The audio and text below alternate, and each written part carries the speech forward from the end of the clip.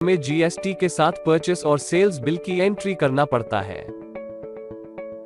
GST एक indirect tax है जो कि गुड्स और सर्विस के ऊपर सरकार कंज्यूमर से इनडायरेक्टली टैक्स लेती है। एग्जाम्पल के लिए, एक ग्राहक एक दुकानदार से माल खरीदता है और दुकानदार या रिटेलर वो माल को अपना लागत का पैसा प्लस उसका प्रॉफिट और सरकार के एक निर्धारित टैक्स रेट लगा के वो माल ग्राहक को बेचता है। दुकानदार जो टैक्स ग्राहक से कलेक्ट करेगा उसे फिर सरकार को रिटर्न देना होता है।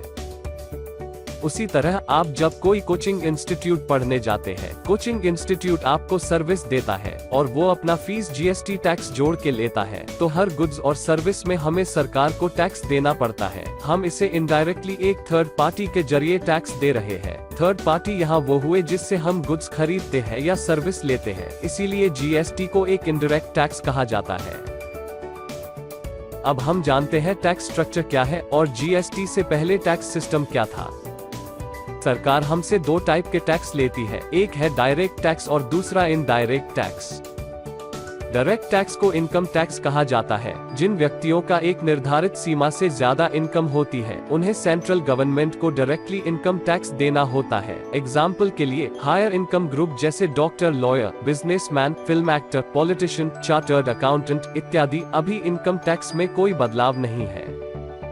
इनडायरेक्ट टैक्स में, सपोज आप एक कंज्यूमर है, मोबाइल शॉप से फोन खरीदे, उसमें मोबाइल शॉप वाला मोबाइल का कॉस्ट और उसके प्रॉफिट के साथ टैक्स को जोड़ेगा और फिर आपको फोन बेचेगा। यह टैक्स सेंट्रल गवर्नमेंट और स्टेट गवर्नमेंट दोनों को मिलता है। जो टैक्स मोबाइल शॉप वाला हमसे कलेक्ट किया वो सरकार को रिटर्न देगा, इसीलिए जीएसटी को इनडायरेक्ट टैक्स कहा जाता है। इनडायरेक्ट टैक्स देश में हर कोई देता है जो गुड्स खरीदता है या सर्विस लेता है, लेकिन इनकम टैक्स सिर्फ ज्यादा इनकम वाले व्यक्ति देते हैं।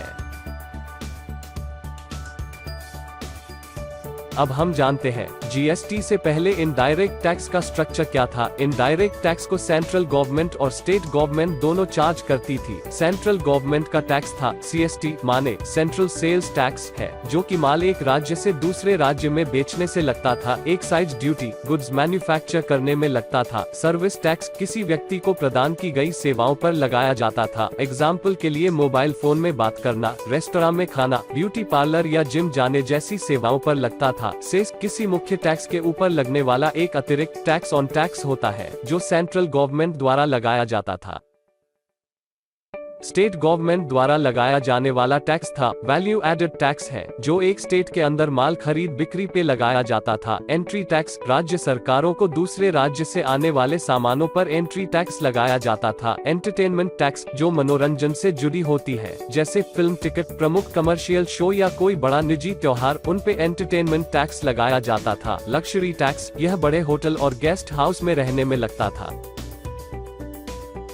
1 जुलाई 2017 से पहले किसी भी सामान पर केंद्र एवं राज्य सरकार के द्वारा कई तरह के अलग अलग टैक्स लगती थी, लेकिन जीएसटी आने से सभी तरह के सामानों पर एक जैसा ही टैक्स लगाया गया, जिसे वन नेशन वन टैक्स कहा गया। भारतवासी 17 अलग अलग तरह के टैक्स चुकाते थे, जबकि जीएसटी लागू होने के बाद केवल एक ही तरह का टैक्स हो गया। सेंट्रल गवर्नमेंट का CST, excise duty, service tax, cess जैसे सब खत्म हो गए और एक ही टैक्स लगा, सीजीएसटी, यानी central goods and service tax. उसी तरह स्टेट गवर्नमेंट का value added tax, entry tax, entertainment tax, luxury tax सब खत्म हो गए और एक ही टैक्स लगा, एसजीएसटी, यानी state goods and service tax. एक राज्य से दूसरे राज्य में सामान बेचने में लगेगा। आईजीएसटी, यानी integrated goods and service tax. पहले किसी भी सामान पर 30 से 35% तक टैक्स देना पड़ता था। कुछ चीजों पर तो डायरेक्टली, इनडायरेक्टली लगाया जाने वाला टैक्स 50% से ज्यादा होता था। जीएसटी आने के बाद यह टैक्स मैक्सिमम 28% हो गया। तो नेक्स्ट हम जानेंगे कौन से सामान में कितने प्रतिशत टैक्स लगता है।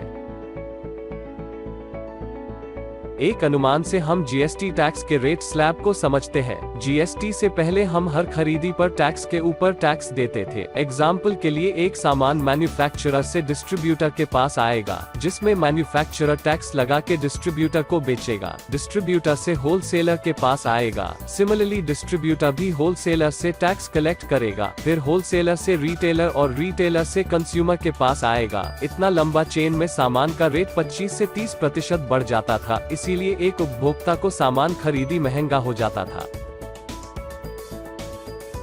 जीएसटी काउंसिल ने 5 प्रकार के रेट को फिक्स किया है। हर सामान में अलग अलग टैक्स के रेट है। एग्जाम्पल के लिए 0%, 5%, 12%, 18% और मैक्सिमम 28%। 0% वाले आइटम है जो हमारा डेली एसेंशियल है। एग्जाम्पल के लिए agriculture product, food grain, sanitary napkin, पत्थर या लकड़ी से बने देवताओं, झाड़ू में इस्तेमाल होने वाला कच्चा माल, दूध, फल, सब्जियां, ब्रेड जैसे सामानों पर कोई टैक्स नहीं लगेगा। यह हम एक अनुमान आपको बता रहे हैं। जिन सामानों पर जीएसटी के तहत 5% का टैक्स लगेगा उनमें स्किम्ड मिल्क पाउडर, फ्रोजन सब्जियां, कॉफी, कोयला, खाने का तेल, चाय, मसाले, पिज्जा, ब्रेड, केरोसिन, आयुर्वेदिक दवाएं, अगरबत्ती, कटा सूखा आम, काजू, अनब्रांडेड नमकीन, लाइफ बोट्स और अनब्रांडेड कपड़ा शामिल है। 12% के टैक्स के स्लैब में आने वाली वस्तुओं में है फ्रोजन मीट उत्पाद, मक्खन, पनीर, घी, अचार, सॉसेज, फ्रूट जूस, ब्रांडेड नमकीन, टूथ पाउडर, दवा, छाता, इंस्टेंट फूड मिक्स, सिलाई मशीन, पाउच और पर्स, हैंडबैग, आभूषण बॉक्स, पेंटिंग के लिए लकड़ी का फ्रेम, तस्वीरें, दर्पण आदि शामिल हैं।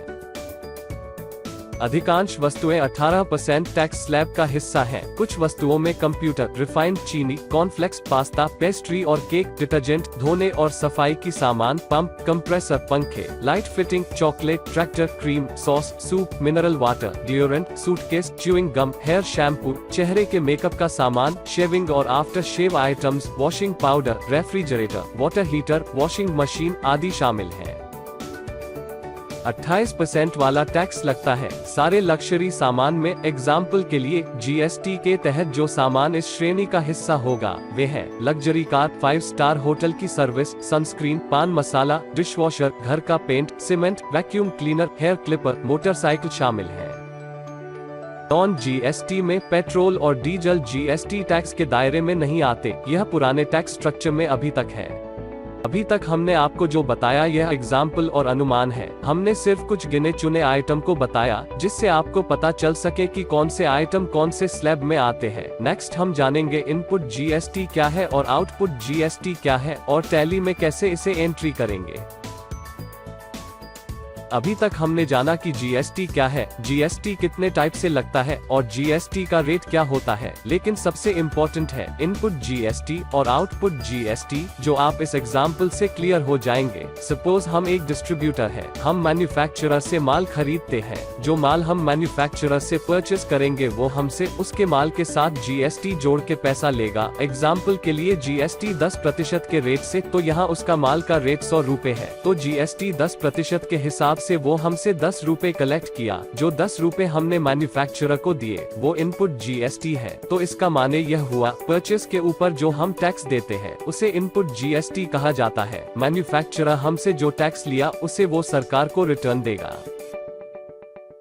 अब डिस्ट्रीब्यूटर वो माल होलसेलर को बेचेगा। डिस्ट्रीब्यूटर 110 रुपए में मैन्युफैक्चरर से माल खरीदा है तो वो अपना प्रॉफिट सपोज 10 रुपए जोड़ के बेचेगा, यानी माल का रेट हो गया 120 रुपए। अब 120 रुपए के ऊपर वो जीएसटी 10% के हिसाब से 12 रुपए टैक्स होलसेलर से कलेक्ट किया। जो जीएसटी सेल के ऊपर कलेक्ट किया जाता है उसे आउटपुट जीएसटी कहते हैं। यानी पहले वो 10 रुपए इनपुट जीएसटी दिया था और अब वो 12 रुपए आउटपुट जीएसटी कलेक्ट किया, तो उसने 2 रुपए ज्यादा जीएसटी कलेक्ट किए। तो यहाँ डिस्ट्रीब्यूटर को 2 रुपए सरकार को रिटर्न देना होगा। आउटपुट जीएसटी अगर ज्यादा कलेक्ट होता है तो उसका डिफरेंस अमाउंट सरकार को देना होता है। उसी प्रकार इस चेन में होलसेलर माल रिटेलर को बेचेगा और प्रॉफिट जोड़ के जीएसटी लगाएगा, तो जीएसटी 3 रुपए ज्यादा कलेक्ट होगा जिसे होलसेलर सरकार को रिटर्न देगा। फाइनली रिटेलर से कंज्यूमर तक माल पहुंच जाएगा। यहाँ रिटेलर ने माल 165 रुपए में खरीदे हैं तो वो अपना प्रॉफिट जोड़ के 180 रुपए में कंज्यूमर को बेचेगा और उसमें जीएसटी 10% के हिसाब से 18 रुपए कलेक्ट करेगा। रिटेलर ने पहले इनपुट जीएसटी 15 रुपए दिए थे और कलेक्ट किया 18 रुपए, तो इसका डिफरेंस 3 रुपए रिटेलर सरकार को रिटर्न देगा। यहाँ हमने देखा कि एक सप्लाई चेन में मैन्युफैक्चरर से कंज्यूमर तक माल पहुँचने में बहुत सारे स्टेप होते हैं। कंज्यूमर ने अपने खरीदी पर टोटल टैक्स दिए 18 रुपए, जो कि सरकार को वही 18 रुपए इनडायरेक्टली मिले। इसमें कंज्यूमर को टैक्स के ऊपर टैक्स देना नहीं पड़ा, सिर्फ प्रॉफिट ऑन टैक्स देना पड़ा, जो सरकार को एक चेन सिस्टम से इनडायरेक्टली मिला। आउटपुट टैक्स अगर ज्यादा कलेक्ट होता है तो हम output tax minus input tax करते हैं, जो टैक्स पेबल होता है। अगर इनपुट टैक्स ज्यादा हो और आउटपुट टैक्स कम हो तो उसे हम input tax minus output tax करते हैं, जिसे इनपुट टैक्स क्रेडिट कहा जाता है।